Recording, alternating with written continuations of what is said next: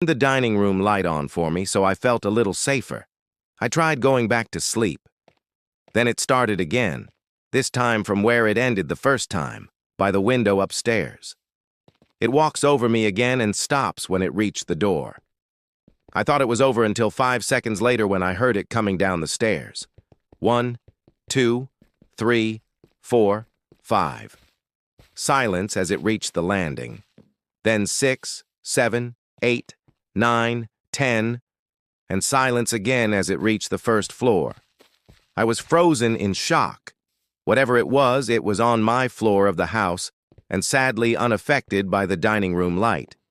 I was staring at the doorway to my room. The dining room light was shining in, and my vision began to distort. I felt dizzy with fear, so I pulled the blankets over my head and suddenly heard a scratching sound from inside my room. I knew exactly where it was coming from, too. My grandpa's gun case.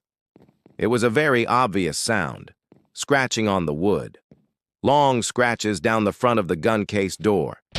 I could even hear the door ever so slightly tapping against the frame as each scratch began. I tried to scream and I couldn't.